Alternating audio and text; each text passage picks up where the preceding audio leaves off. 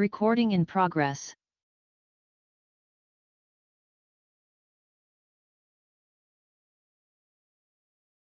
I call the regular meeting of March 1st, 2023 to order. Just to remind all commissioners, since some of us are new to this venue, you'll need to make sure that you locate the button on your microphone. It should be to the right of where it's connected to the desk. So to unmute yourself, you need to push that in, and it should light up beneath the microphone there. We just ask that you speak clearly into your microphone. All right, Amber, can we get a roll call? All right, Chairman for absent, Vice Chair Duncan.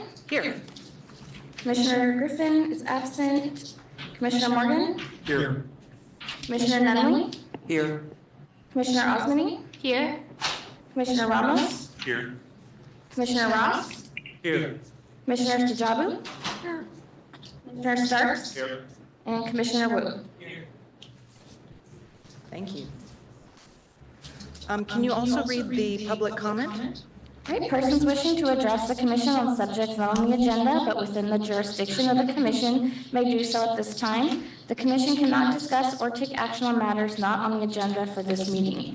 Members of the public with questions are encouraged to contact staff before or after the meeting.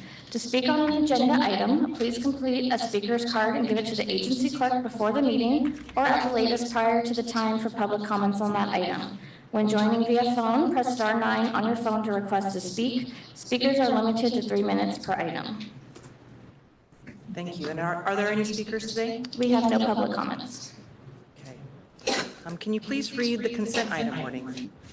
All matters listed on consent are to be approved with one motion unless a commission member or public requests that separate action is taken on a specific item.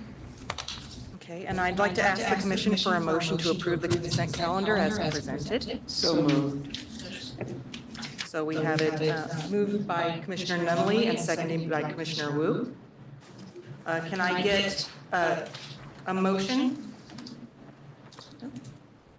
Oh, excuse me. Hey, he's back. Can I ask the commission for a second to approve the consent calendar as presented? Thank you. We have a second move. I heard from Commissioners Stajabu and then Commissioner Wu. If there is no objection, we will adopt the motion to adopt the consent calendar item as presented.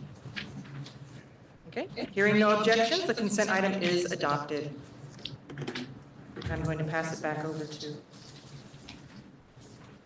Commissioner. All right, apologies for coming in late. Hello? Sorry. Apologies for coming in late. So I believe we've already completed the consent item. Now it's approval of the minutes from January 18th of 2023. That's part of it. Apologies. Where are we? We have to do a roll call, Mike. Just a question, so maybe because I'm not in Zoom anymore. Do we have to do a roll call after that consent item? No, we only have to do a roll call if we're teleconference. Oh, it's different, so I wasn't, we did it before, we're just not doing it now. Yeah. Got it, okay. All right, new stuff, thank you.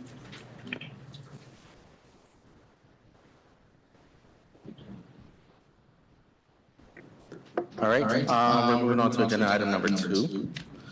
It's the title of the item is Allocation of Homeless Housing Assistance and Prevention, HHAP, Round 3 Funds to Emergency Bridge Housing at Grove Avenue in Meadowview Navigation Center. Recommendations to review report prior to final approval by the City of Sacramento. And I believe there's no presentation for this, so I'd like to ask the commission for a motion to approve. There is, right? Yeah. Okay. So we'll have Troy come up and he's going to be presenting on that. There's a copy of this presentation in front of you if you'd like to look at it. Good afternoon, Chair and member of the Commission. I'm Troy Lynch, Program Manager with SHRA. Is there the slide? There we go.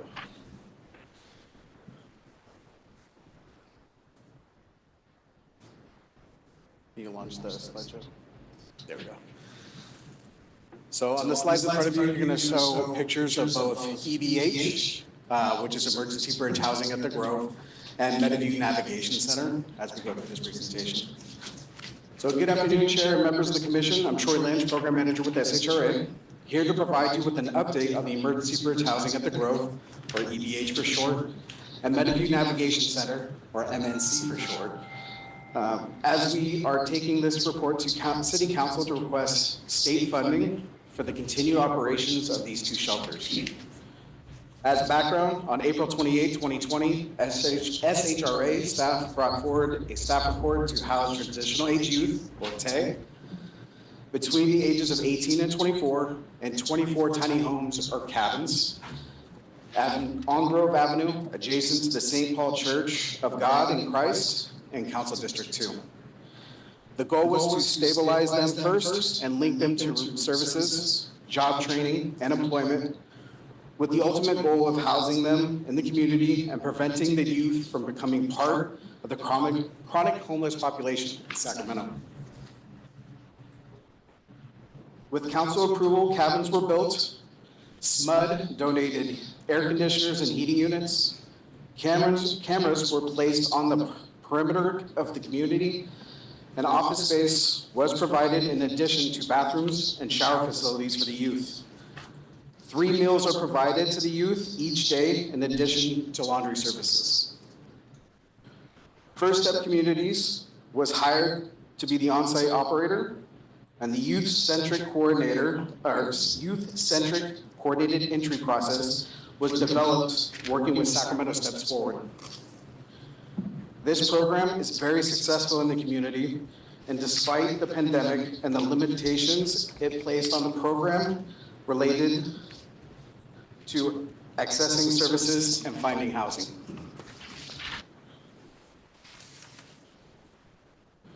From June 2020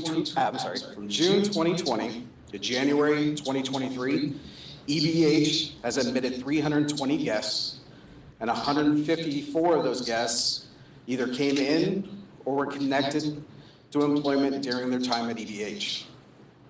155 guests have been stably housed since the program's inception. In 2022, the adjacent land next to the 24 cabins became available.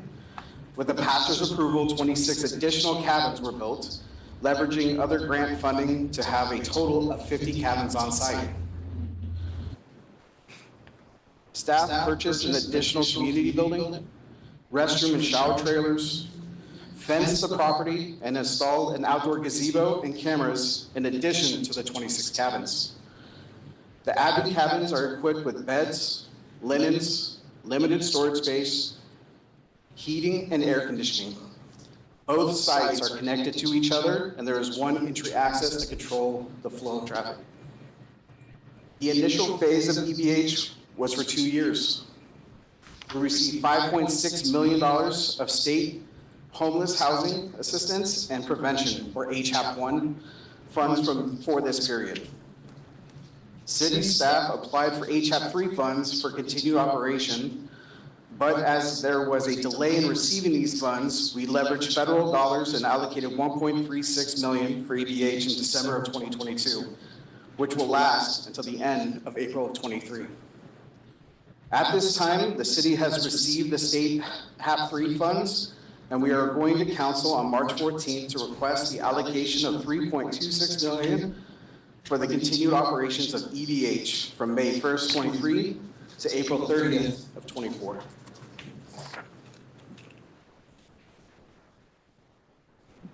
In addition to EBH, the city also requested SHRA to oversee the administration of the Meadowview Women's Navigation Center in October of 2020. The city and SHRA applied and received $6 million of HHAP-1 funds to operate the center for 2 years. City Public Works took the lead to oversee the construction of the Sprung Shelters site at 2812 Meadowview Road and the shelter opened on October 1st to 100 homeless women. The campus includes 2 sprung structures, one for dining and the other for the dormitory, with accompanying restrooms, showers, and administrative space. 3 daily meals are provided, and kennels are available for limited numbers of pets. The goal of Meadowview Center is to house unsheltered homeless women, understand their barriers to housing, stabilize them with services, link them to income resources as necessary, and help them find suitable, stable housing. The shelter operated from a housing-first, low-barrier approach to provide services and housing support. Priority is given to women living in the Meadowview area. Volunteers of America was awarded the contract to operate the shelter as they have extensive prior experience working with homeless women. Downtown Streets team works with the guests to provide them with basic employment skills, and they clean the area around the shelter. Through the coordinated access system, referrals are received from the shelter. Rehousing efforts begin upon entry with the goal to successfully transition the guests into housing within 6 to 12 months. 2 years of operation have passed as of October 1st of 22, most of which was during the pandemic. From October 2020 to January 2023, Meadowview has admitted 738 guests. 97 of the 738 came in or gained employment while at Meadowview Navigation Center. And 193 of the 738 women serviced have been housed. As mentioned earlier, city staff applied for HAP 3 funds, but as there was a delay in receiving these funds, we leveraged federal dollars, allocating $1.1 million for Meadowview in December of 22, which will last until the end of April of 23. The city has received the state HAP 3 funds, and at this time, we are requesting the allocation of $3.57 million for the continued operations of Meadowview from May 1st, 23 to April 30th of 24. As I conclude my presentation, I want to point out that SHRA staff publish weekly and monthly reports on both shelters on our website at www.shra.org, where additional details are provided on the shelter operations regarding numbers, as far as meals provided and bed nights. See Steve, so at this time, that concludes my presentation. Is there any questions? Yes. Yes, just raise your hand. I've only been in Zoom land, so I don't know how it works, if it's electronic, raise your hand. Okay, this is fantastic, I'm excited to hear about it. I had a few questions, so I didn't catch the numbers for the first one, for the grow. So, how many passed through? You said there were...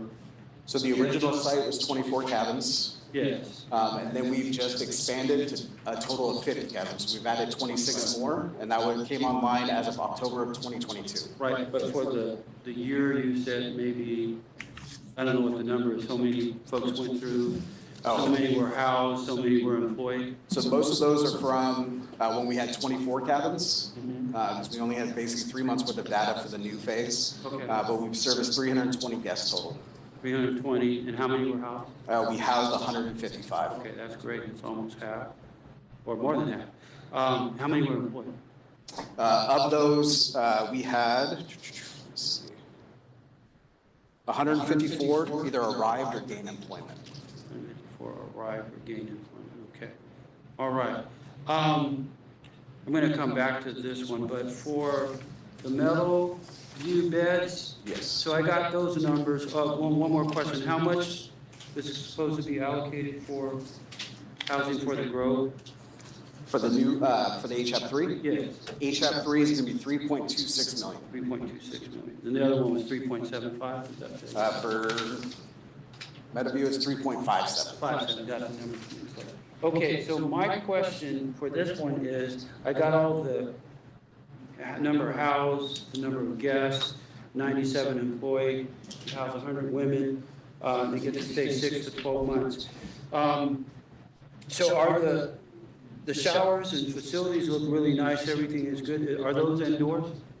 The shower trailers are, for the women's, it's. At Meadowview. Yeah, Meadowview, they are containers that have been turned into restrooms and showers. Okay, so they walk out. Correct. Is this a paved pathway that they have here? Yes, it is. Okay. So a question that I would have, going back to the growth. Mhm. So what happens when it rains? Is that dirt on the grove? Do they have to walk in the dirt and so forth to get there? On the new phase, yes. Okay. It was raining really super hard, and it's super cold. So my question would be, is there any kind of way that, you know, for residents getting ready to go to their restrooms or showers, because I think are they outside? You have to walk. Shower trailers are external. Like at the other facility, would there be some kind of pathway that they could walk on, or could there be some sort of, you know, covering that they could, you know, like at my elementary outdoor schools, we had to go outside, but they had some sort of overhang that you can walk under, so that maybe if does this get muddy? For the new phase it has, we've addressed it, as new construction is, we always find defects that we need to fix. So we have addressed drainage issues with the site as to eliminate puddling, things of that nature, especially around the shower trailers. So with the And it new, is, if I just may add, it is decomposed granite. It's not just dirt. does it get muddy though? In some spots it does. So is there a way that they could have, you know, some sort of plastic pathway or some kind of awning kind of covering that they could walk under? So, I mean, especially in inclement weather, I suppose it's gonna get better, but, you know, is that on target for the future? I think in terms of the way that the actual cabins are laid out, it would be very difficult to put an overhang, given the clearance between each cabinet. And the way that each cabin, the way that they're situated is kind of a long kind of corridor, but you can go through any area in between. So there isn't just one pathway to get to the bathrooms. Could there be like some plastic or some kind of rubberized pathway that they could have, if they're getting muddy? If they do get muddy? I think, Jim, and maybe if you could speak, Jim. I mean, I think it's great, but I'm having a hard time getting through all this. Sure. Jim Shields, Deputy Executive Director for Administration and Construction. I was there when we constructed all of these, and it's DG, and what happens is that once it's down there, it looks, when you walk on it, it's like walking on pavement, but the water drains through it. So what Troy's talking about is the new site where it's settling in, and there are some puddles there, but when you walk on it, it's not muddy, it's not dirty. You don't need to have any type of walkway. So we purposely built it that way, so we didn't have to do that. Okay. If you went out there on a rainy day and you walked on it, you would not be puddled, and you wouldn't pick up mud on your feet at all. Okay. Troy was mentioning maybe there was like a little bit, Some puddling, yes. some puddling that's closer to where the actual trailer is, the bathroom trailer, is that correct?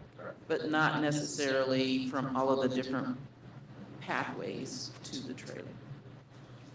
If I could also just add, I'm Sarah with SHRA, is that we've got 2 sets of bathrooms and showers. So it's not just one set for all 50, but, you know, so you don't have all 50 walking towards one set. We've got on one side, we've got a whole set of, you know, showers and bathrooms, and on the other side as well. So, you know, there's less traffic going to just one.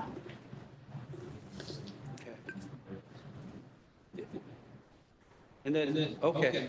I guess, I think it's great. I don't know, I would, if you're sure about that, the weather was pretty inclement, yeah. Can you check with the residents and see if how they're feeling about that? to see if they are in need of that, because I would think if there is a need, and if we're getting this weather like we're getting, and it's gonna be a continuous type of deal, that maybe that would be a good addition. Yeah, I think that we'll continue to monitor to see if there is an issue in terms of, the site getting too much water, being muddy. And if it is, then we will definitely address that. But to date, it just has not been an issue because of the DG that we put down. Okay. First of all, I want to say, wonderful job. It is incredible. So I'm just echoing, what Martin said. It's you don't judge someone, how high they got, but from the depths from which they've come, kind of thing. And a lot of these people are struggling, and they need a pathway. And when I think about this project, I want to see it everywhere. I want to, okay, what's the next one? So it sounds like it's Del Paso, yes? It's already, or is that the one that's being built in Del Paso? For us, no. EVH is, we built on an existing site. The one I think Del Paso is in SHRA, correct? So what areas in just two right now? And where are they? Just in one area? Yes. District 2? Yes. Do we have Are you talking plans? about EBH? These small little homes? It's all at the Church of God in Christ. So we did on one lot, and then we built around the back of the church. So the 50 cabins are all together. Wonderful. So is that kind of model that you guys are looking at that you might export into different places in town, or is this just a one-off, that's it kind of thing?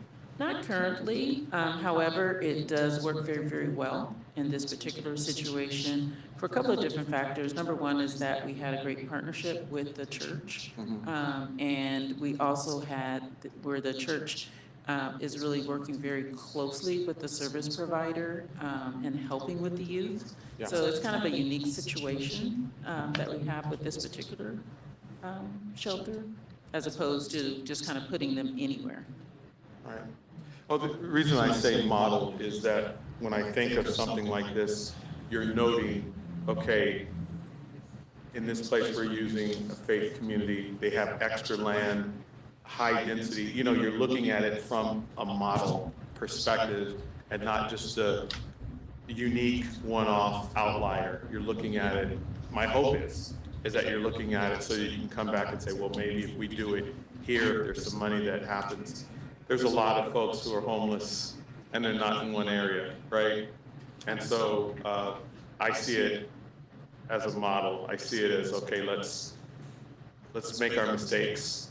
And then when money finds itself available, then we try a different area, especially those, the mayor's talking about, I think, Meadowview, he's talking about. I think Yes? I think the key thing is when money finds itself available, this money is totally dependent on the funds from the state, which is really what this whole action is about, is that, we were able to kind of use some other funding until the state HAP money came into play, which the governor did put on hold. And so we were kind of scrambling, trying to deal with that. So as long as the HAP funds, which are appropriated annually, then we can continue operations, at not just this shelter, but also the Meadowview. And I believe there's HAP in WX as well. Is that correct? Yes. So it's really dependent on our funding from the state. So to the extent that that continues, we can continue to maintain what we have.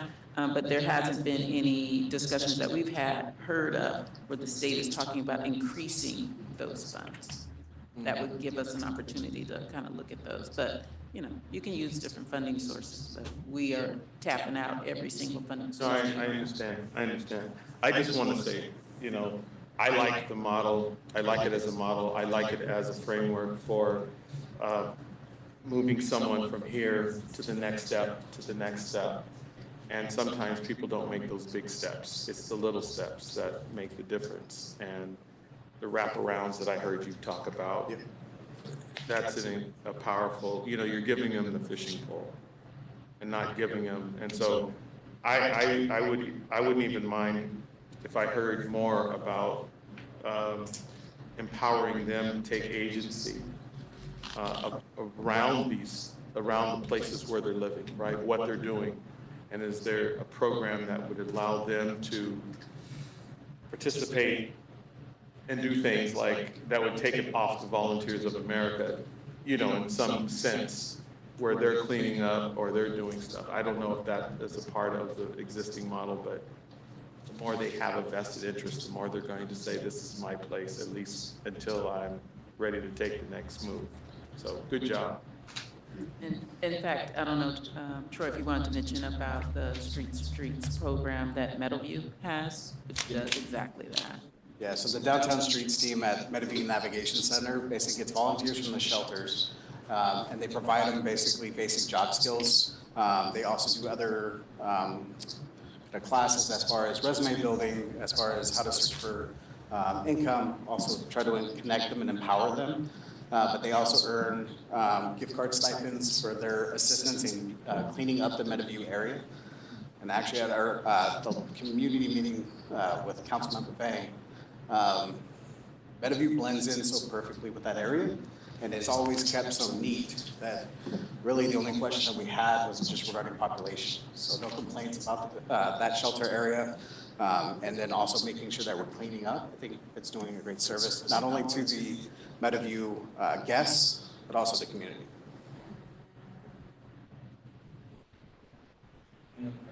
And everybody who has their lights on is waiting for.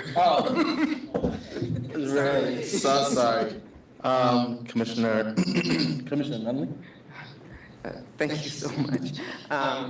Really great report. I really do appreciate it. And the presentation, I love the pictures.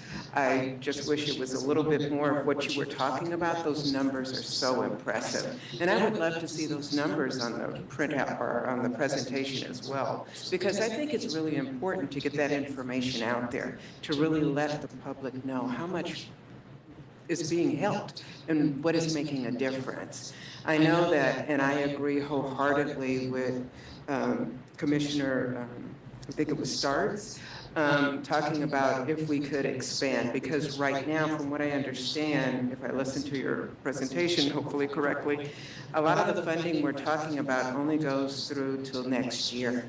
And then hopefully there's some more funding and we can keep it going, correct, if I'm not mistaken? Correct, yeah, it's And funding. yeah, and I know the other issue that unfortunately I'm real familiar with where I live is a lot of those places, thank God you partnered with the church, because so many of the places will say, not in my backyard. You can do all of that, but do it over somewhere else. And sometimes that's very hard. It's not always just about funding. Sometimes it's trying to get other groups and other places to volunteer the land and everything else just to get it done. So I just commend the whole SHRA staff. This is so needed. And I just thank you so much for the hard work of getting it done. Even though maybe this is only limited, hopefully we can expand it and hopefully we can keep going. So just thank you so much for your presentation. I really appreciate it. Thank you. She said it better than me, but that's what I wanted to say.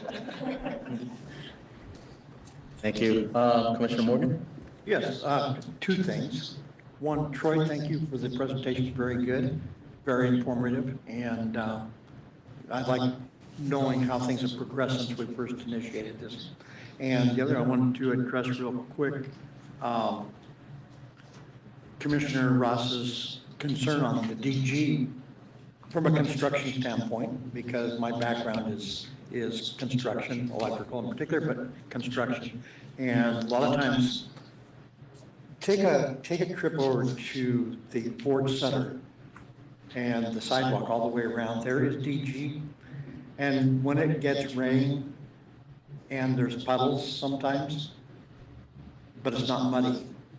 And sometimes I'll pick up a little bit of grit from the DG on my tires, but as soon as I get back on the hard sidewalks, that goes away.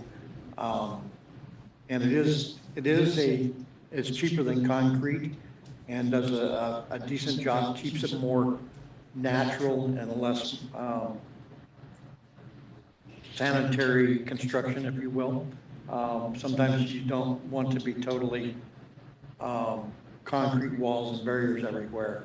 And I think that having a pathway where you don't get all dirty walking on it is a very good approach. And I appreciate the DG, even though I don't walk on it anymore, because it doesn't stick to my shoes. So, but it is, if you want to take a trip down to Sports Center on about 28th and L over there, you can walk around there and see how that lays out. And there's some other construction projects that I've worked with the agency on some sites where I've even suggested maybe putting a DG path is a good way to go sometimes. So, thank you very much. Thank you. Commissioner Starnes? Yeah, thank you, Commissioner Morgan, on that for helping me learn more about DG. I think it was a great presentation. I do want to mention, as Commissioner Nunley was mentioning, you know, there's a lot of churches, and I think Commissioner Starks was mentioning, there's a lot of churches that I think would be, or faith communities, it doesn't have to be, you know, could be any kind of church, right, that may be amenable to, you know, such a project. I mean, a lot of them have property, a lot of them are needing some income, they're wanting to, you know, have some interactions with others. I know you have to, you know, divide that line between church and state. However, as Commissioner Nunley was mentioning, everybody doesn't want, you know, people struggling with housing issues in their backyard. But there are many churches, faith communities with a lot of land. And I hear it on PBS news reports if there's ever, you know, a way to do it. And I also think, you know, with, you know, this particular population, they could really use the help, and I think it's a great opportunity. And to see tiny houses work, I don't know. I hear a lot of talk about building them, but I don't know if I see them. You know. Yeah. That's my comment. Thank you. All right. I just have a few questions. The first is, I understand you stated earlier that there were 193 people who were housed, Yes. and out of 700, 738. 738, so close to 30%, were housed every year. And you also stated that there are programs that are available for them. You commented some educational and Correct, yes. employment. Downtown Streets is one that we partner with Volunteers of America, Meadowview. They're a shelter operator, and they have a robust set of services that they provide as far as like rehousing, things of that nature. So they meet with their case managers to basically identify paths with them, see what kind of income sources they can connect them with, or employment services that they can try. And then with our shelter operator, they'll partner with different agencies outside to try to bring those services in to connect them with the women of Meadowview. Okay. All right. I just want to really be aware of the type of programs that are available, just to make sure that it kind of checks a lot of the list. Even substance use disorder treatments, do they even have those type of programs available for them too? So on site, they don't have those type of services. We're working on trying to connect like AOD or mental health services. We do have an advocate that comes out from County Mental Health that will meet with clients that are in crisis. But we will partner with the county as far as trying to refer them to those additional services as far as like AOD or mental health offsite, but not on-site. No, we don't have anybody direct referrals. Okay. And as far as security and safety for the people who are living there, can you speak a little bit more on that? I just want to ensure that the people feel comfortable and they feel safe. I know looking at the pictures, there's some cameras. Correct. We have cameras throughout the Meadowview area as well as EDH, and then there is on-site security as well. 24/7? We have staff there 24/7, yes. Perfect. Great. This is great. This is awesome. Answered all the questions that I had. Any other additional questions? I'm thinking, you know, the wife is from Detroit, and they got all these houses that have just kind of are gone, right? And you have a lot of homeless. And I mean, this is not just in Detroit, but there's so many, I think we're all tired of seeing tents around the city. And I know it's political, but I don't care. This gives people a sense of dignity, a sense of mission, a sense of direction. And to me, at any point in time, I think some of the questions that he had, you're dealing with substance abuse, you're dealing with high mental illness issues, and it just seems to me that's one of those things that you want to jump on right away. How do we get those things in place? Because to me, I go back to the model because everyone's complaining about it, and out of that struggle. California's at the we're at the very apex of this problem. But out of that, we're gonna be the ones that are gonna offer models like this to the rest of the United States, I believe, because we're dealing with it. And I very easily see this as something that we can, whoever your grants person is, you turn around, you take it, you pull those numbers in, and this is what we're doing. And, no, we can't sing hallelujah and we're all there, but this is tangible, what he said, it's actionable, it's measurable, it's Lachelle, oh yeah, shut up. But we're dealing with it, and we're excited because we're actually seeing, this is actually something tangible. So I get excited about it because it's something that you always hear people complain, and you never see, throw them some cookies, throw them some cakes. This is actually getting them in a process and moving them down the line. And then I hope moving them into the services that we're providing, into our larger system, so that, so I love it. Thank you, good job. Commissioner Ross? Well, wait a minute. Commissioner Duncan. Oh, I didn't even see yours. Apologies. It's all right. Thank you for your presentation. I really appreciate it. I've personally been on site at the X Street Navigation Center, which is very similar to Meadowview, and just seeing all that they are able to provide and seeing kind of how everything is set up. And I appreciate you sharing even more information with us because, as others have said, these are absolutely needed, and hopefully we'll see more in the future. I also want to just thank you for also providing information on the services that people can access, especially VOA and the Downtown Streets team. I know I see the Downtown Streets team downtown and in my community, and they do such great work, including outreach to people who are still on the street, just to say, you know what, we're part of this program. You can be part of this program too. I know Meadowview is a little busier street-wise with traffic and so forth. Are you able to share of those taking part in the Downtown Street teams along Meadowview? Do they have that element of being able to do outreach, or do they mainly kind of stick close to the property itself? They don't do our outreach element. We actually at Meadowview partnered with Sacramento Steps Forward for our outreach, which they kind of have their hub at Mac Road. Mac Road Partnership is where they kind of meet and will help with intakes as well as doing outreach into the encampment areas. But we're looking for this year to possibly extend out Downtown Streets into that outreach for that area. Good, yeah, that's great. I mean, I always give a shout out to Downtown Streets, so if anyone from there is watching this, then I love you. We're looking at the funding for the state funds is kind of what has been focused on here. Do we have, and I'm sure if funding comes from any source and is available, SHRA will try to tap into that. Are we seeing any opportunities now that the city and county have a partnership agreement that could potentially be a source of funding moving forward?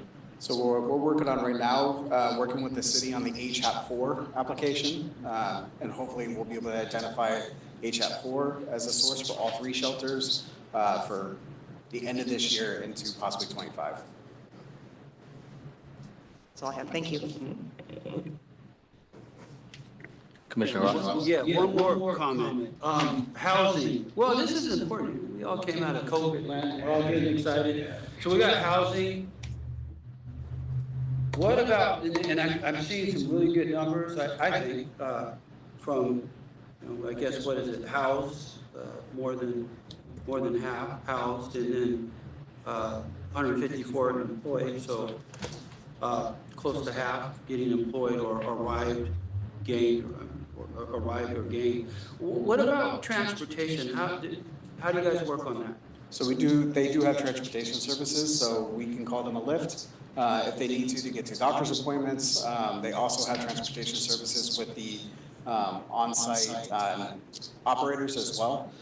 So just depending on where they need to go. At both facilities or? Both facilities, yes. They can get Lyft. That's correct. Yeah, Lyft or Uber, or they do have like a van that can help with transport as well. Okay, thank you.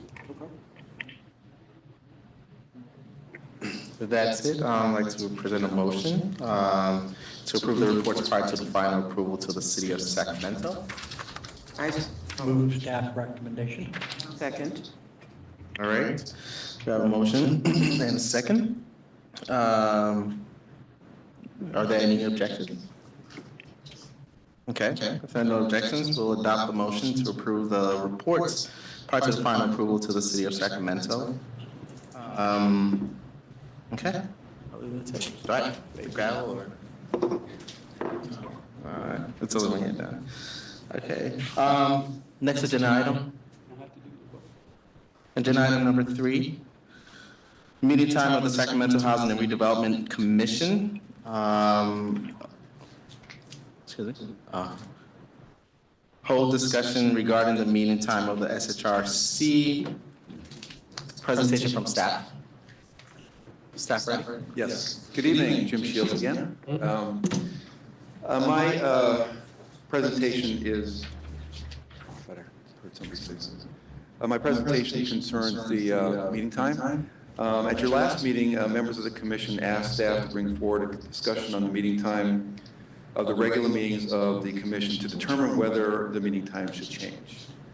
As a reminder, I wanted to let you know that on October 20th, 2021, the commission voted to change the time from 6 p.m. to 4 p.m. So it's gone back to 2021. To change the regular meeting, time would require amendment to the bylaws, which is section 5.1 of the bylaws, which is what we did in October. These bylaws may be amended upon a vote of the majority of the duly appointed members at any regular or special meeting when at least 7 days written notice has been previously given to the members of the commission. Since the commission has not received 7 days notice prior to this meeting, no notice and no action can take place today. However, if the commission desires to take matters up at a subsequent meeting, the agency clerk will notify you in writing prior to that meeting and give you at least 7 days notice. And that concludes my presentation, and it opens up to your discussion about changing the time and looking at whether we should amend the bylaws or not.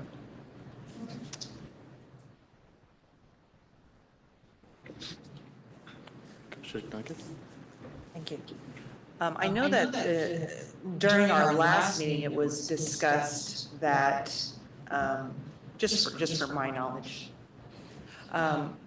it was discussed that we could discuss it in this one. So what would have the process been like back then to have discussed it today to make the change for next meeting? What would it have been? Yeah.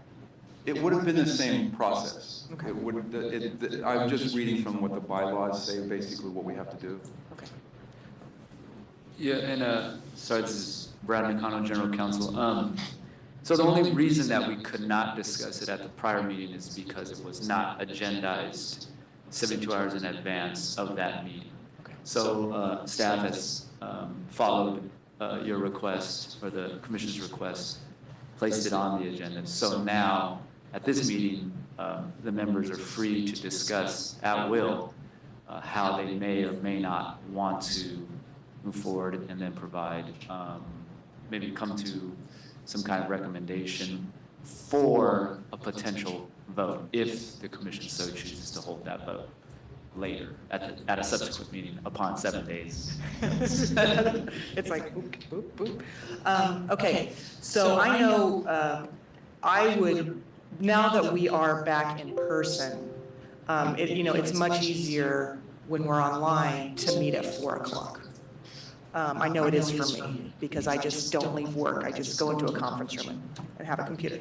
But now that we are back in person, I would like to recommend pushing the time. It doesn't have to be 6 o'clock, but potentially 5 o'clock or 4:30, whatever it is, if that's amenable to everyone.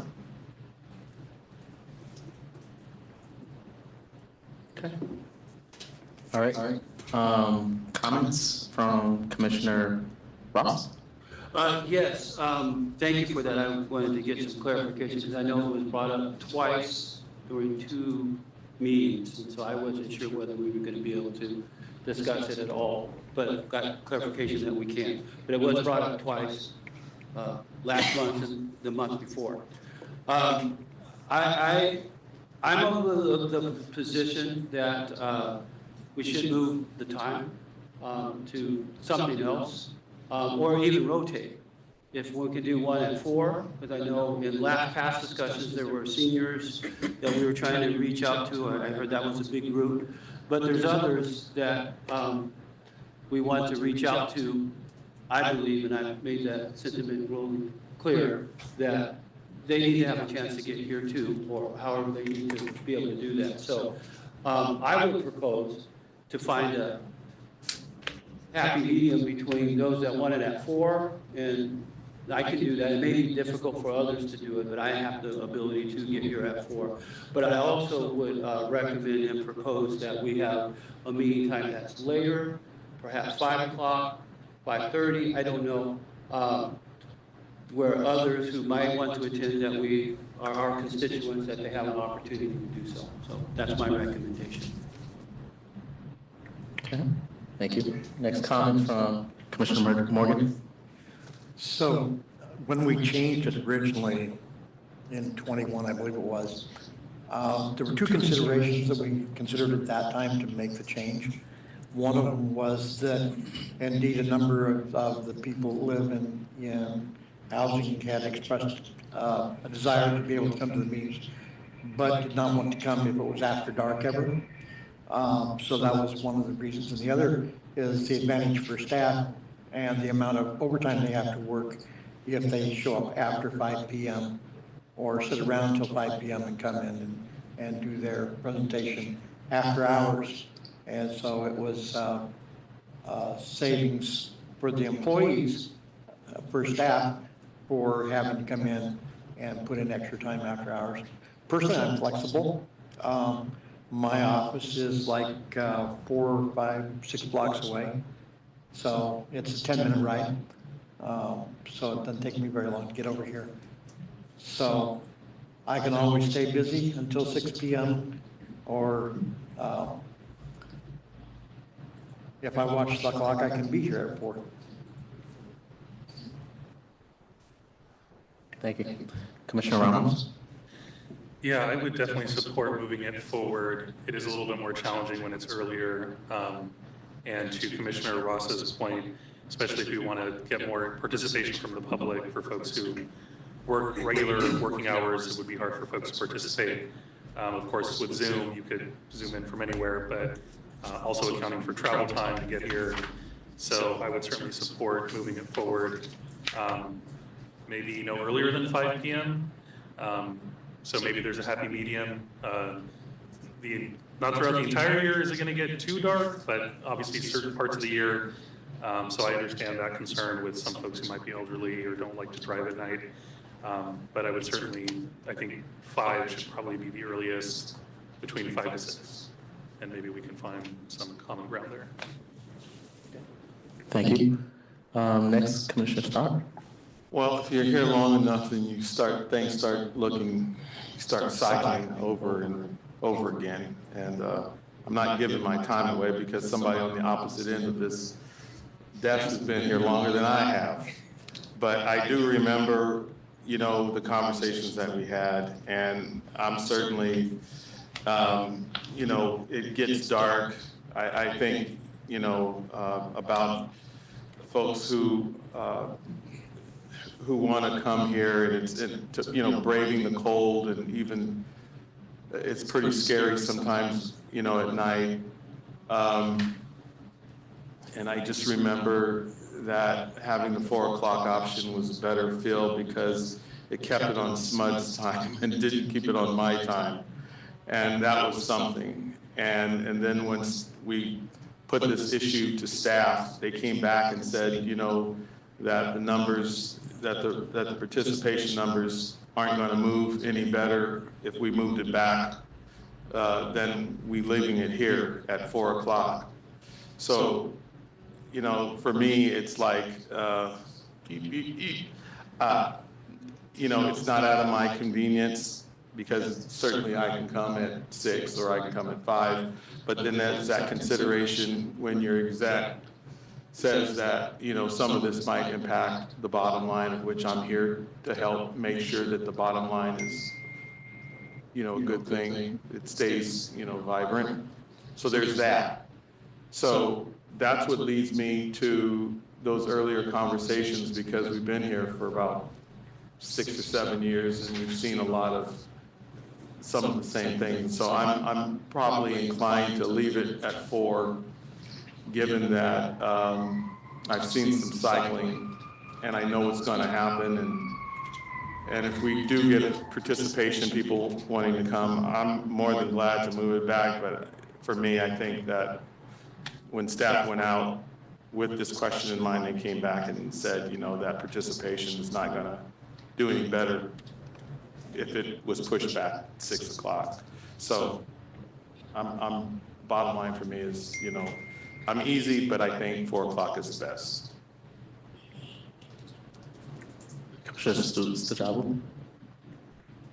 Yes, I like to, 4 o'clock is good, but I'd like to say that it's an honor and a privilege to serve on this commission.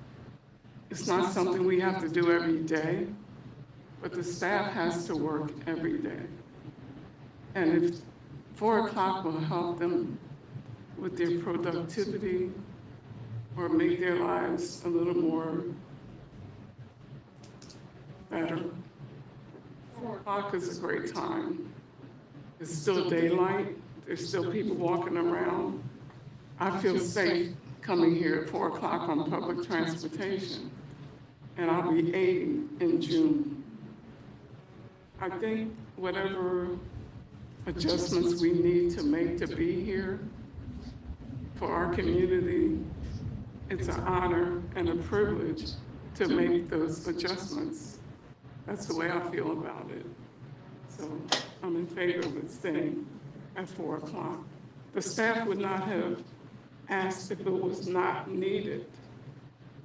And I think we should support our staff as much as we can. Thank you. Commissioner Osman?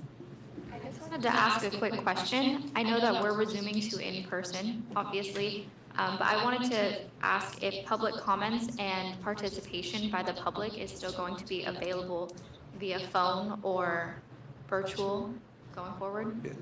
Yes, we're live Zoom, and the public can call in live as well. Okay. Yes, I just wanted to make sure that, Yes. because I think that even if a large majority of people don't get off till 5 for the greater public, a lot of people who may be interested in making comment could step away from a desk and call in or participate from meetings from their desk still. So I just think that's something to take into consideration either way. Thank you. Commissioner? Thank you. I remember when this first came up, like the others, I feel like an old timer here or something, but in any case, at that point, and having been on the other side where I had to be the employee that had to stay late and give presentations and things like that, I understand it can be very challenging, especially if things went to 1 or 2 o'clock in the morning. God forbid, we've never done that. which is one of the things, especially under Commissioner Morgan's leadership, when he was running those meetings and it was at 6 o'clock, it was like, we're going to be out in an hour. So I love that. So maybe that's an incentive to put it a little bit later, that the meetings are going to run because we're not going to waste anyone's time. Even with, and the other part of it, and I know it's employees and the staff and their time. The other part of it, though, we have the main responsibility is to the public. And what can we say about their needs and how they can best interact with us?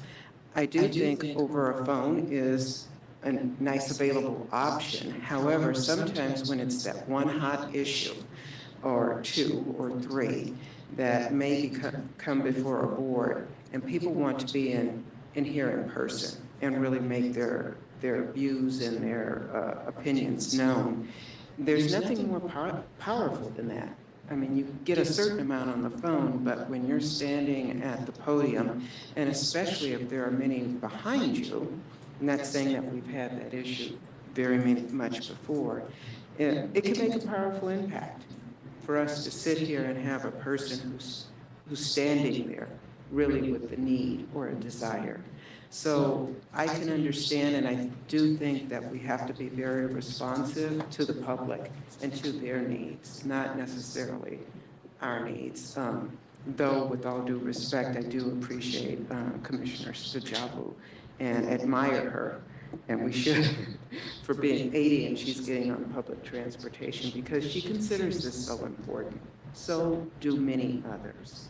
So I guess my whole viewpoint is, rather than worrying about myself and is it easy or hard, I have a luxury of being retired so I can show up whenever. However, I do think we have a responsibility to that public. So I would be in favor, maybe not going back to 6, but maybe, like others have suggested, maybe 5, so that they could maybe leave work early, get here, and do that in person presentation or comment or something to make that huge impact. And I think that we have a responsibility to them to do that. So I do lean more towards, I think we need to be responsive to those. And I do admire staff, and I appreciate you guys being here a long time. But at the same time, I think we need the responsibility more to the public. Thank you. Thank you, Commissioner Nunley. Commissioner Stajabu? Oh, my mic's still on. Okay, Commissioner Starks? Yeah. Lachelle, is there someone who did develop that report, the feedback? Could they remind us of, do you mind sharing a little bit of the feedback that we sent you guys out some time ago to give us some thought feedback? Could you share a little bit about what you, just to remind us, if you. About what you all were thinking? Yeah, well, I think it was, we wanted to get a sense of the impact to the public. And I kind of said in my earlier comments, but having the staff kind of say it might be. All right. So we did look at meetings prior to 2019, prior to the pandemic. We looked at our meetings during pandemic and then our latest meetings. And what we found is, before the pandemic, we didn't have electronics. We didn't have the ability to video these. We didn't have the ability to take call-in. So everything was in public. That was the only way we could meet. And then through the pandemic, we had to change. So through the Zoom, we learned the technology and we changed. And so we were able to have all the meetings, and it was then open to the public. And what we found is that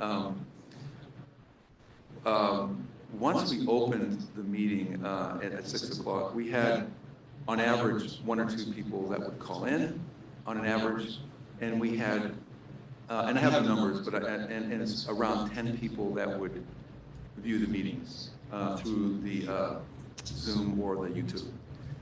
Once we went to the 4 o'clock meeting, the numbers of call-ins stayed about the same too, but the numbers of people that were participating on YouTube went into the 50s. And so a lot more participation or viewings at 4 o'clock than there were at the 6 o'clock meetings. So that was interesting. And so, you know, we're looking for guidance from the commission, but, you know, part of that is we really think long and hard about what's best for the community. And so those are some of the numbers that we shared. Now, looking at some of the other JPAs in the area when they meet, we have the library, we have SHRA, we have RT. They all meet in the mornings. They meet at 9 or 10 o'clock in the morning. And there are a few that meet in the afternoon. The Planning Commission at both the city and the county does meet at 6 o'clock. They've gone back into public. But the majority of commissions like ours are during the daytime. As well as you know, the county meets at 9:30 in the morning and then again at 2:30 in the afternoon, and the city meets at 2 and at 5 o'clock. So we looked at those numbers and really tried to hone in on participation. That was the number one thing. And so, you know, again, we're looking for guidance from you, but our thought was that we are having a lot more participation now with the Zoom than we were at the 6 o'clock. Okay, Commissioner Justin. Okay, I appreciate the background just because I wasn't here when the last, when the time change happened. So thank you for that. My initial thought when you say there was less interaction or participation at 6 o'clock is because my first thought is maybe people have kids are home, families are, you know, having dinner or whatever the issue is, and you're kind of winding down your evening, and 4 o'clock is like either I'm about to get off work, or kids aren't home yet, or whatever the issue is, and people have more opportunities to have set that time aside. So, you know, if the commission does decide to change the time, I would be leaning toward something earlier than 6 o'clock, so it's not that late. 4:30, 5 o'clock, whatever that time is. So it kind of is a mix between people being able to participate because they're off of work, but before maybe family time is taking place or other things are happening in their lives.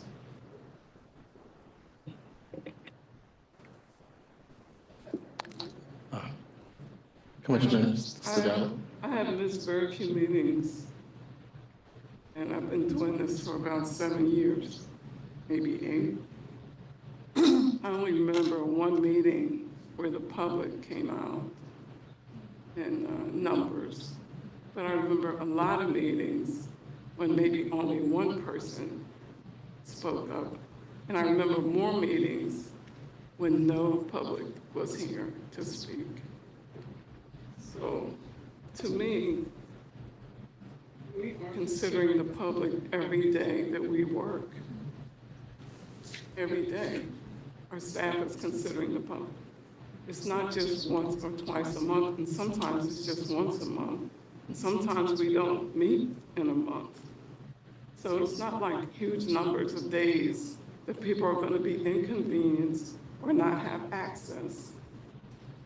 And if the other commissions can meet in the daytime, they have to consider the same public. So I still say 4 o'clock is a good time.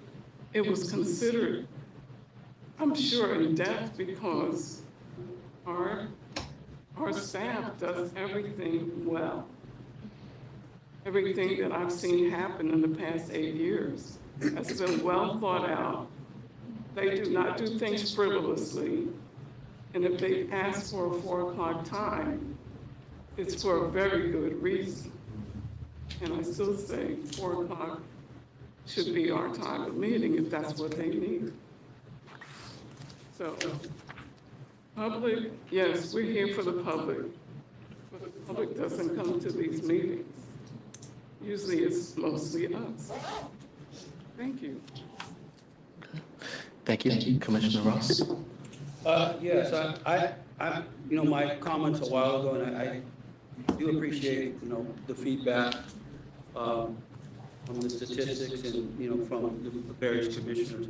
I still, you know, I consider myself a public servant, and I'm here because I'm volunteering my time.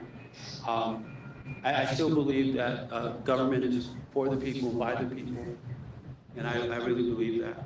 And so how I look at it, because of that, whether somebody shows up or not, I'm going to stick with Commissioner Nunley's position.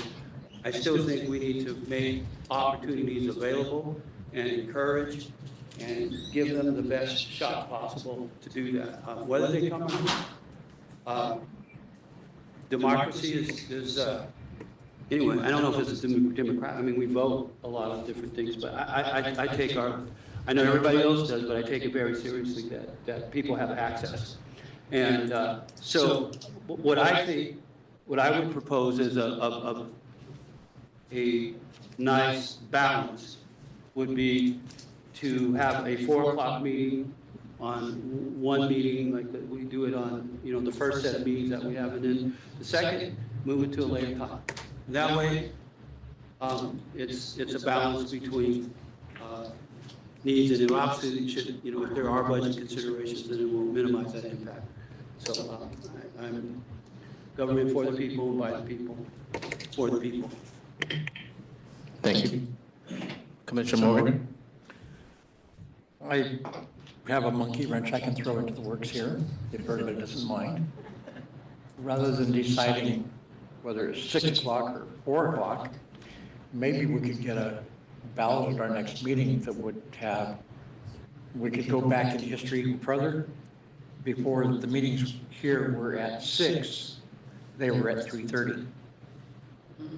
And so maybe, but then that was during redevelopment. And we don't do redevelopment, so maybe that 6 o'clock is not so important. But maybe we could get a ballot at our next meeting that says 3:34, 4:35, 5:30. Just a thought. There's my monkey wrench. Thank you. Commissioner Osman? I just had a quick question. I know that this was changed in 2021, and I remember that, but who proposed the 4 p.m. change? I think it was. We did. Staff did? Okay, thank you.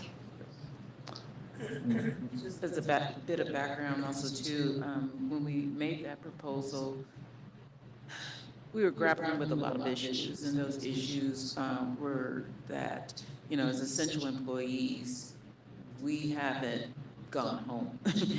We've had staff who've been here 24/7, I mean, just working around the clock to make sure that we're still continuing to provide services. And we really had, people were burning out, they were just hitting the wall. And then there were also issues with downtown now is not the same as downtown before the pandemic. And so, you know, when the garage that, you know, most people have to walk to is 2 blocks, it's a long 2 blocks, and we've had many incidents that were very scary for the staff, where they have been accosted. So those are all of the types of things that we were looking at that particular time, and why we brought the issue up. Commissioner Stoss? Yeah, I remember then, I remember now. And, you know, what's the process? Let's just vote, because we're going to be what we're going to be. You know, we're going to have our opinions, we're going to have our differences. So this is what democracy is. What's the next thing we do? I just had a few comments prior to that. No, I'm not done. Just to add on to that, I think for me, I've heard everyone, I've heard from all. I think there's 3 sides to it, as far as being good representation for the people, and also ensuring that people are able to have opportunity to be here as far as commissioners, and also for the staff themselves.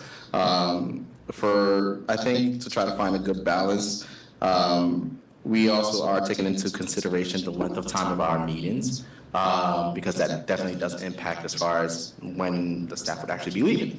So My recommendation is that if we can actually possibly have it maybe 4:30 or 5 o'clock, but I wanted to know, typically when we receive some of the documents via email, is it possible for commissioners to send questions regarding some of those presentations? Because if we're able to ask those questions during via email, maybe we can probably share it to the public if it's needed. Legal will probably have to provide some guidance in that, but that may be able to reduce as far as the length of time that it takes for us to get through some of the agenda items.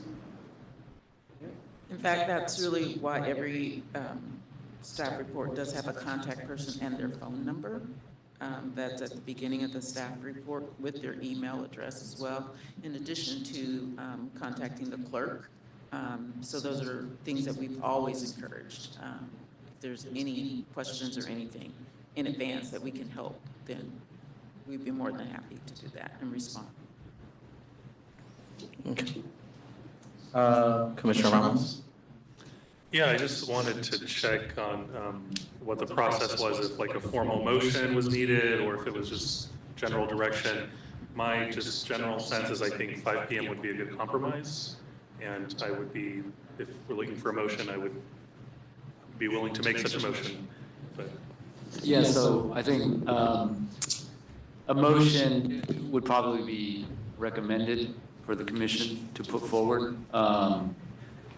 And whether or not you want to make it a specific motion for a 5 p.m. consideration or some other kind of motion, that's up to you guys. But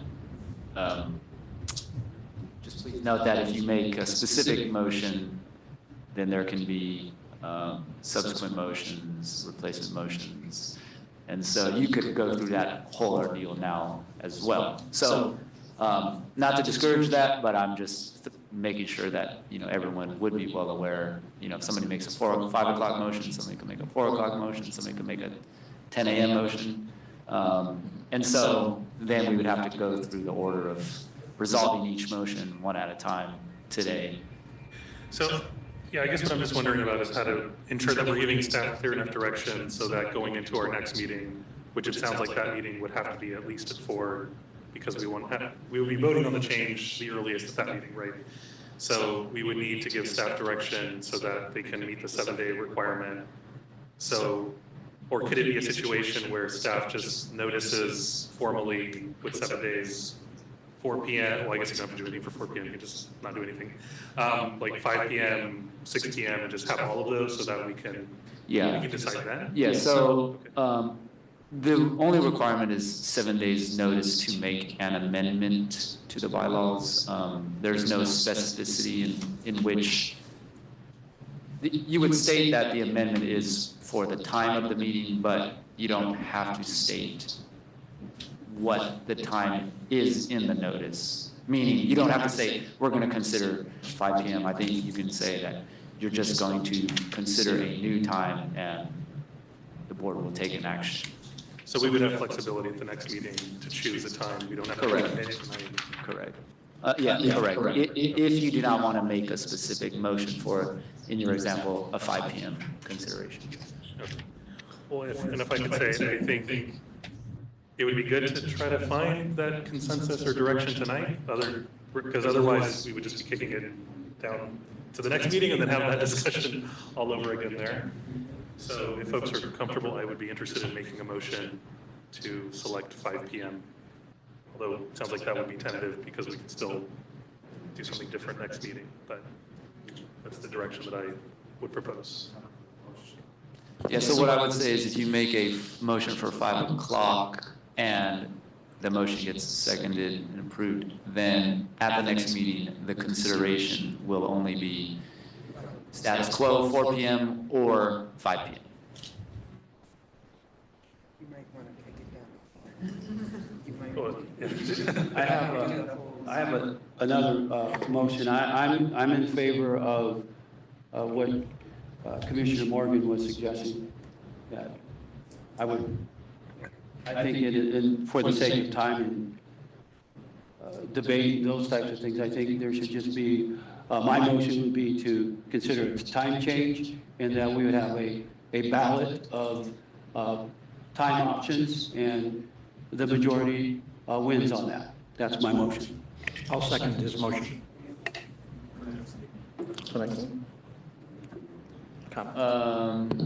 Yeah, so just to be crystal clear, in order to process an amendment to the bylaws, a majority of the members would have to support whatever action is being placed on the table. So you could not, well, so you could potentially do it two ways, or you could potentially do it in a two-step manner. If this is a route you, as a commission, choose to go, you could first see which time slot carries, I guess, the most votes, and then you can hold a vote to approve that time change and that amendment. So, for instance, if a majority of the commissioners say 4 o'clock, or the majority of the commissioners say 5 o'clock, then you can hold a vote to amend the bylaws for whatever time carried the day, 4 o'clock, 5 o'clock. And that would be your vote to actually conduct or to carry through the amendment of the bylaws. But that final vote must be of the majority of the members. So whatever final time you choose, it will have to be a majority of the members must approve it. Brad? Yes. Part of parliamentary procedure is strategy. You're undoing my strategy. I'm just advising the commission on what they may or may not do legally. So since I had that motion, he seconded on the same comment before others mentioned it. Could, from what you were saying, responding to what I made a motion for, could we do that polling right now? Sure, because the only thing that is required, the only thing that is required is the 7-day notice for an actual amendment to the bylaws, and then a majority approval of the commission to amend the bylaw. So you could make a motion now to provide a time for a vote next meeting.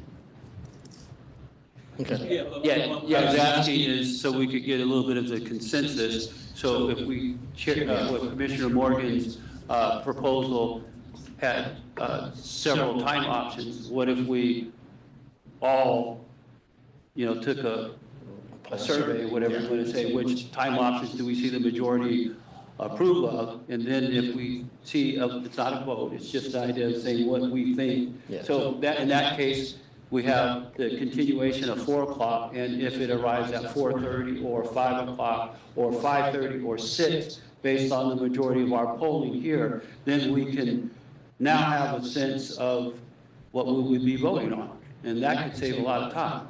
Correct. So you could make a motion now to consider 5 p.m. If the motion passes, then you can hold it at the next meeting for an actual vote. If it fails, then you can move on to the next, you can make a subsequent motion for a different time. I see. Okay, thank you. Each motion must be taken as they come up. All right, so is it possible for commissioners, we could just speak in the background?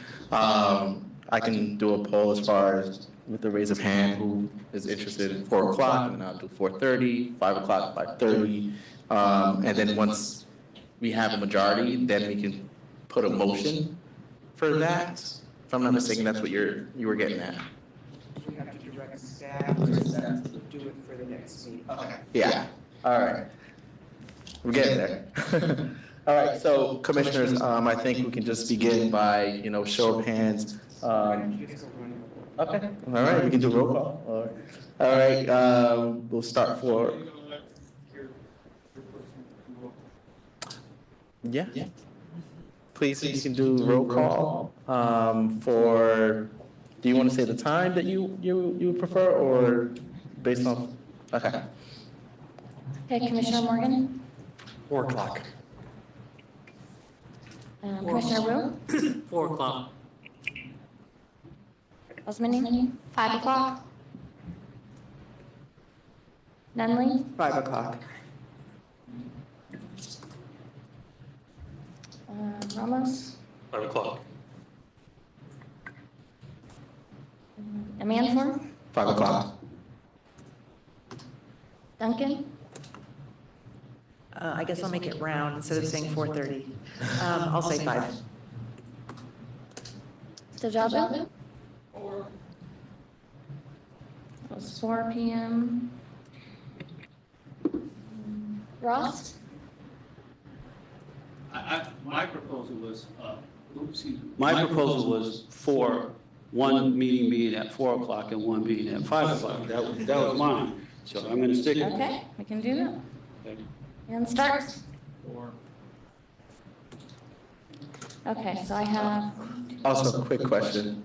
We did have, echoing Commissioner Duncan, I understand the 4:30, which I actually would also want. Can we have more than the one time spot? if you want, yeah. Okay. I'm not sure if you have to go back again, but for me, I would also want to include 4:30. Okay. So I have 1, 2, 3, I have 4. Let's see, well, for people that picked 2 different ones, so 4, there's 1, 2, 3, 4, 5 for 4 o'clock. 1, 2, 3, 4, and 5 for 5 o'clock. So point of order, Mr. Wait. Chair. 1, 2, 3, 4, 5. Wait, sorry, there's 6 for 5 o'clock. I just have a quick, small point of order.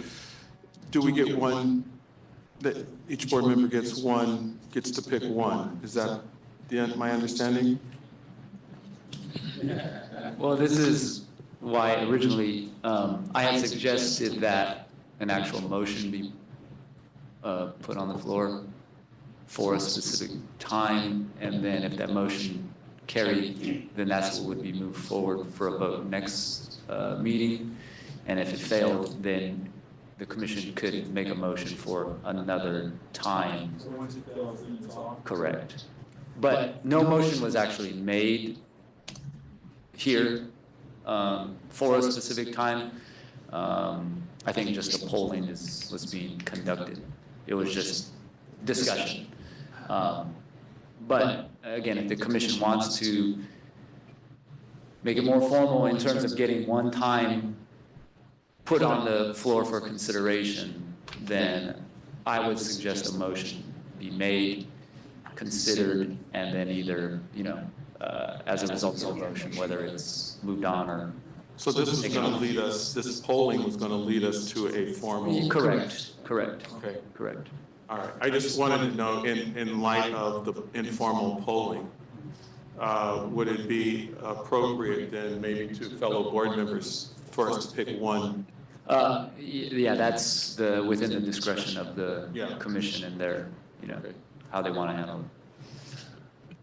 Well, I have an easy way to help with this. So I have the most fluctuating time. So I'm going to make a motion to have one meeting at 4 o'clock and one at 5. And if the commission doesn't like it, then mine will be eliminated, and then we'll be down to these other options. So I'm going to make a motion, and maybe there's no second for it, and then it dies anyway.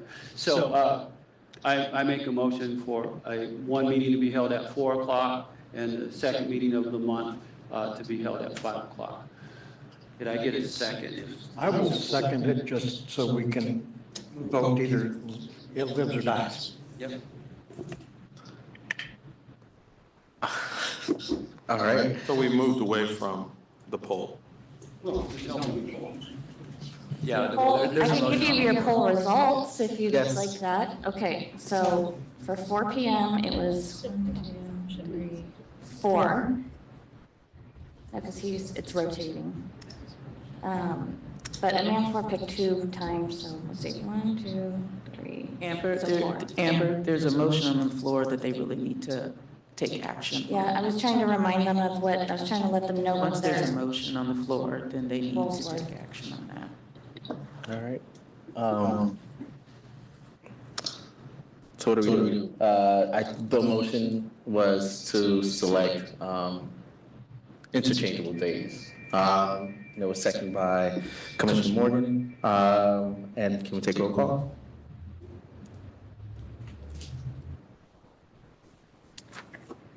Chair Amanfor, Nay. Vice Chair Duncan, No. Commissioner Morgan, Commissioner Nunley, Nay. Commissioner Ramos? No. Oh, let's see, and, sorry, I'm a mess. Commissioner Ross? I don't see that I'm going to win this one, no.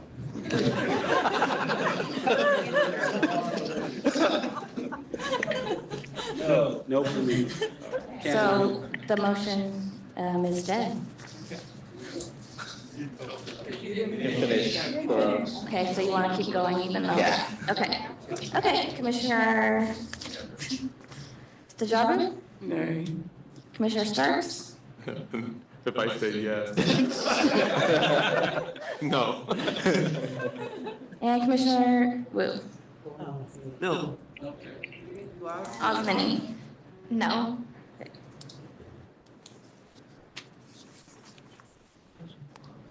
All right. Motion has been failed. Make a motion. Go ahead. All right, I would like to make a motion for 5 PM. I second.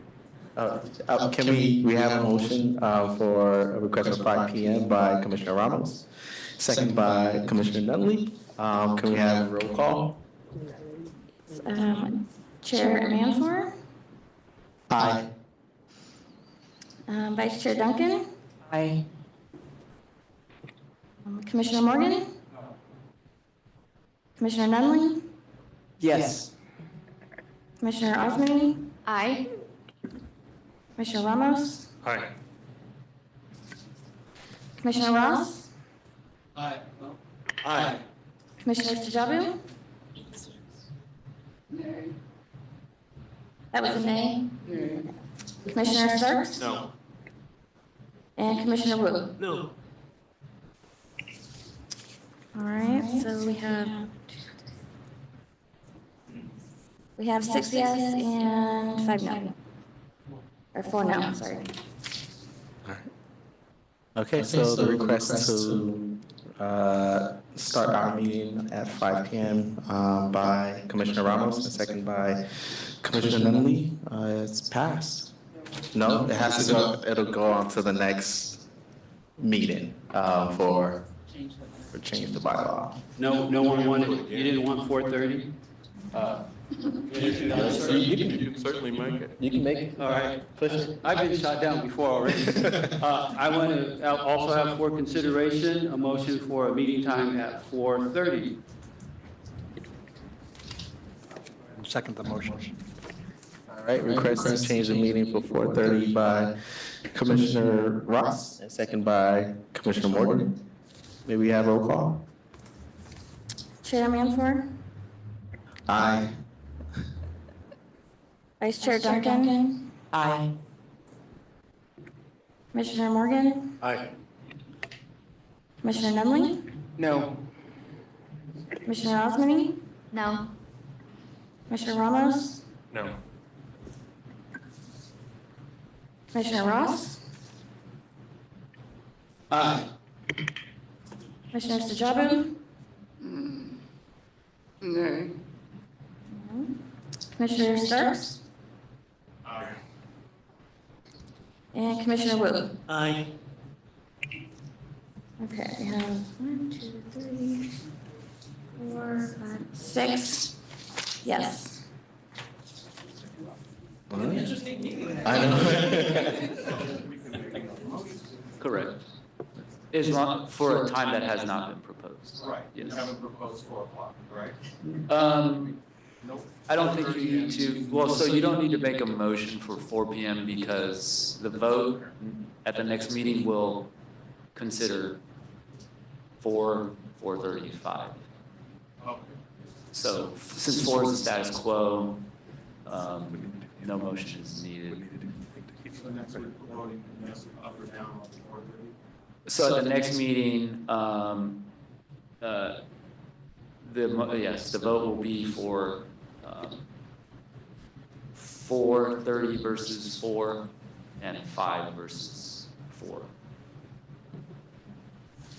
Oh, because 5 was accepted. Correct. Today, And 4:30 was accepted. Correct. So the question, I'm sitting here looking at my compatriots, the job, who we haven't heard a 4 o'clock motion.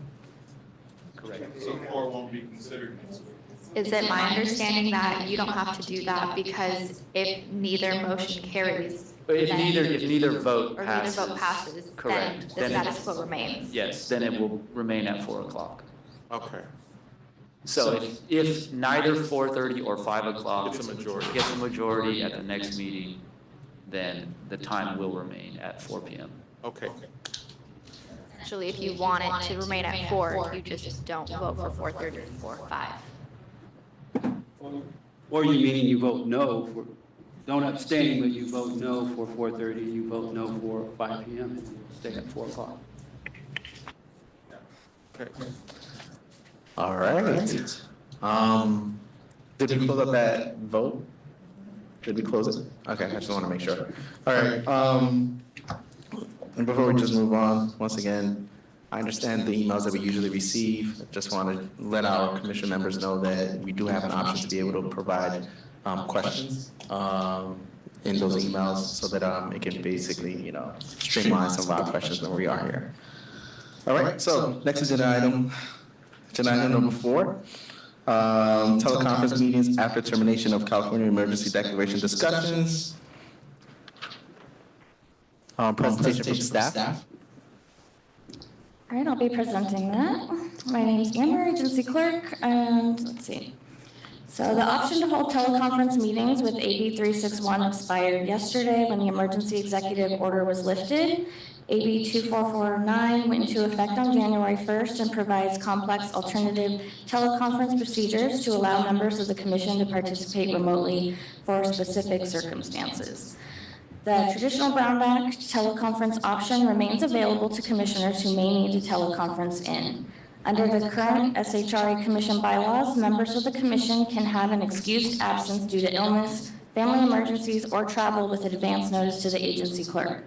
Finally, the commission can elect to remain using traditional teleconference standards under the Brown Act. We are requesting direction from the commission on whether it desires to continue to allow community members to participate virtually in meetings of legislative bodies. This is not required under traditional Brown Act requirements, but can be accomplished if so desired by the members.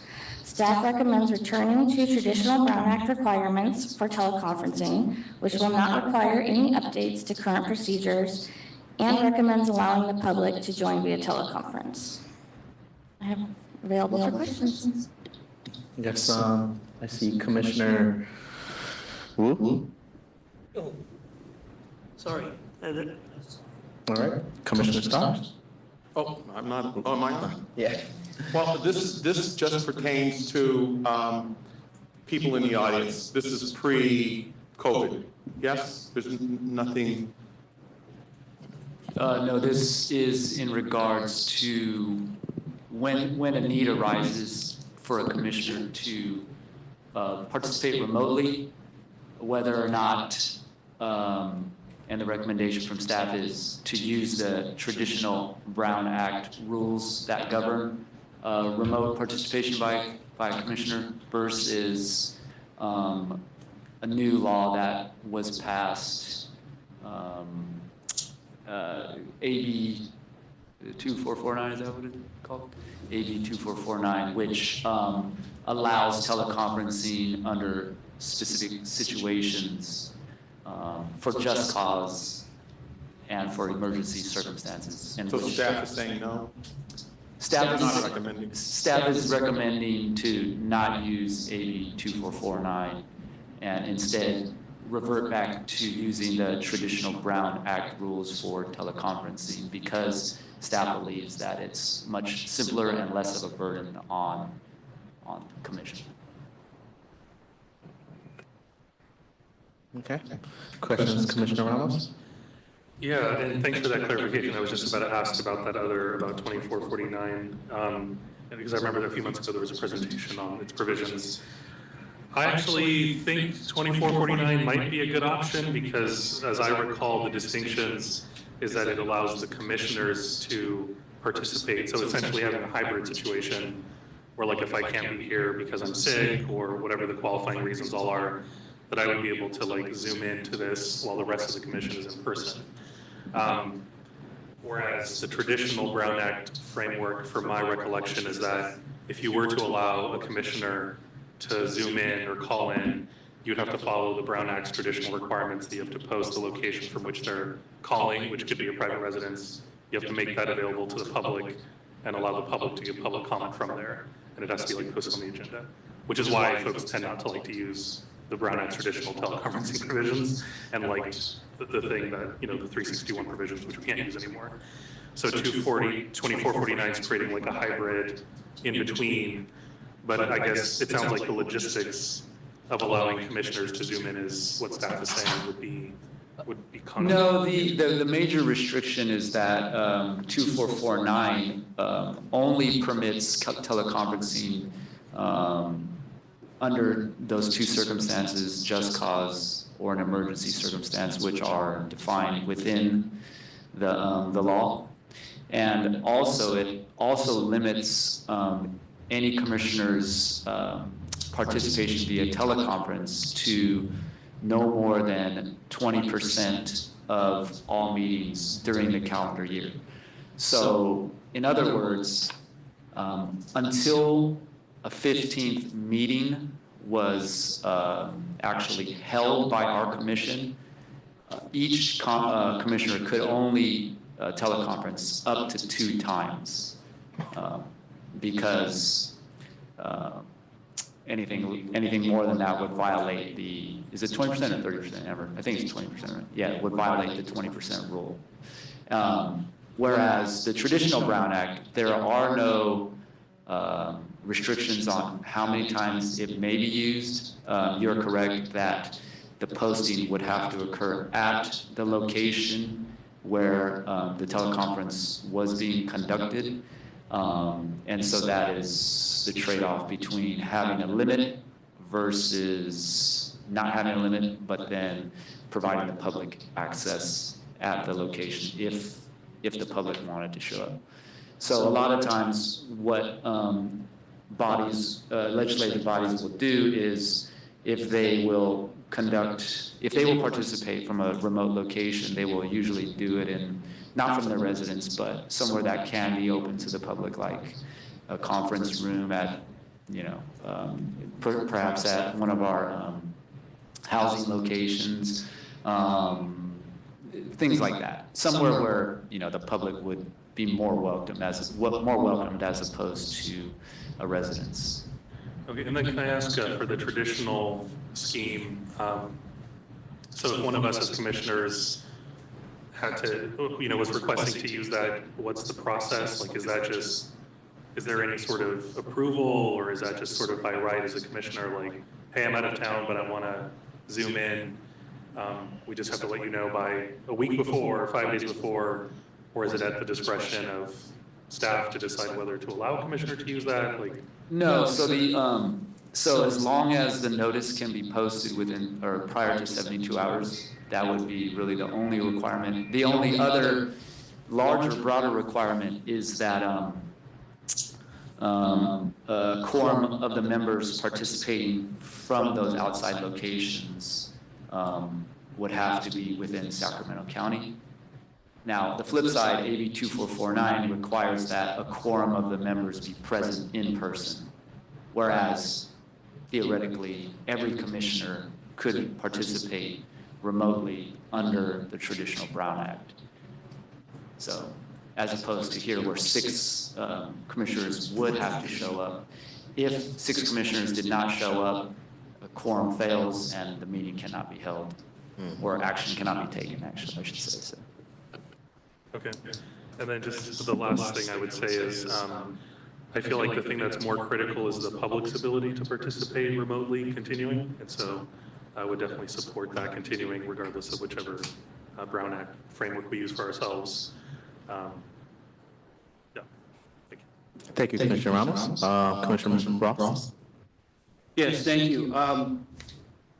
Just for clarification, 2449, that's the new one, that would allow a person to participate remotely without disclosing 2 times, right? A maximum of 2 times without disclosing their location in the case of an emergency or illness or something to that effect. That is correct. Would that include vacation, if you were on vacation? No, it would not. No, it would not. I didn't think it would, but I just wanted to ask. Yeah, I would be, you know, because I know illness and other things take place. I actually like that particular option because, you know, COVID, illness, it can still allow you to be present and participate. I enjoy coming to the meetings, and I take it seriously as a civic duty as best I can. So I like those options in the case of an emergency, you know. So death in the family or something, that would be an emergency. If you're traveling, you could still, you know, if there weren't any interruptions, you could still be, you know, part of the meeting. Am I correct? And you could still do that under the traditional Brown Act. Oh, you could? Yes. Yes. The only difference is that you would have to post the notice at the location of where you are telephone. So that means everybody could come? Yeah. Come to So, the house, right? Yeah. but I think if you, for example, if you have COVID, I'm not sure that many people will show up. But yes, correct. They could. They could. That's the only thing I don't like about the traditional one. I'm just not open to that. People coming to my house unless I invite them, you know. You guys can come, but I'm not inviting everybody. Thank you. Thank you, Commissioner Ross. Commissioner Nunley? Well, given that, I think in looking at a lot of this, and I know staff has taken the time to really analyze this, I think that's why you guys are making the recommendation, if I'm not mistaken, to stick with the Brown Act. So I will make a motion that we follow staff's recommendation. All right. Okay, before I make a motion, I know I captured some of you guys with your hands. You had questions. I know you had questions, Asmani? No, I was just seconding. Okay. And Commissioner Morgan, did you have questions? I was going to comment, Go but ahead. not needed if we have motion on the floor. There's unreadiness though, isn't it? Is that considered unreadiness when people are? Yeah, sure, but it's really up to Commissioner Morgan on whether or not he wants to make a comment now or. I withdrew. Before we actually make a motion, I'd like to ask the clerk if there are any public comments. There are none. Okay. Can we do roll call? Chair, could you restate very Apologies. I believe the motion is to adopt the current. Yeah, to follow staff's recommendation to adopt the former Brown Act rules and adhere by those.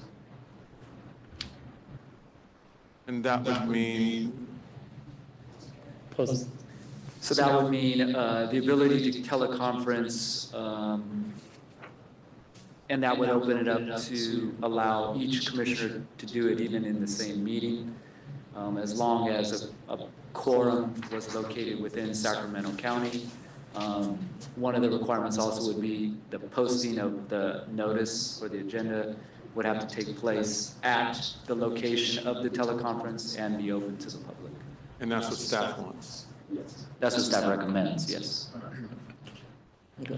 So the other part we could just do is normal. You could just say, I'm not feeling well and just not be present and ask for an excused absence, correct? You could do that, okay.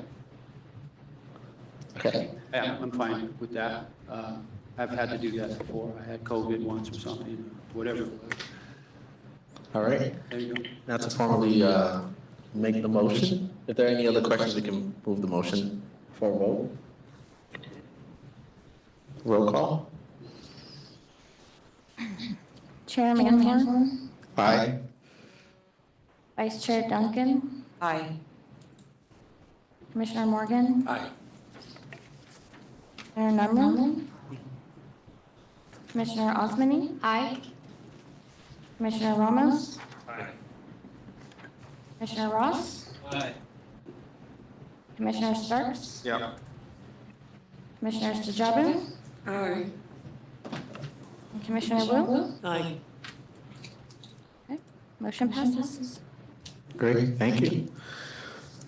Next, agenda item number 5, presentation from SHRA staff.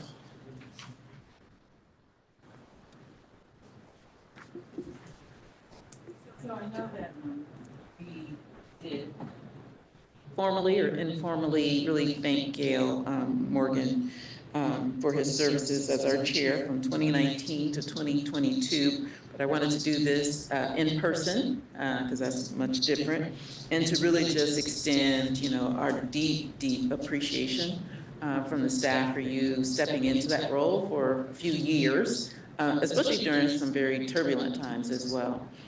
So we have here, the official gavel that we have, and a plaque that's honoring you, Gail Morgan. I don't know if anyone else had anything else to say before I present officially the plaque to you. I'll say thank you. And if everyone doesn't embarrass me this time, that'd be fine too. Great. Great. Chair Ross. Commissioner Ross. I just wanted to say, great job, former commissioner or former chair Morgan, because Commissioner or Chair Amanfor and Vice Chair Duncan, we haven't seen any eyebrow raises from you, no complaints saying you're not following your precedents. So I want to say, hey, good job to both of you, and excellent job, former Chair Morgan, Commissioner Morgan. You did it. As far as I haven't been around a long time, but hats off to you. So when I run different meetings, I try to copy you, because I've run into some snafus with some folks and some other commissions and committees, and I think of you. Just don't have the gray hair beard yet, but it's coming. It's coming. Thank you. Commissioner Stark. Yeah, I just want to say, Gail, you did a great job, and indeed, Ms. Dozier, when she says through some very troubling times, and I cannot express how contentious things can be, especially when people have varying points of view, and it's important that we work together. It's important that we respect one another, and if we disagree, that's fine. That's what it's about. And you had set a good example on how to disagree and at the same time not being disagreeable. So for all that and more, thank you. All right. Thank you.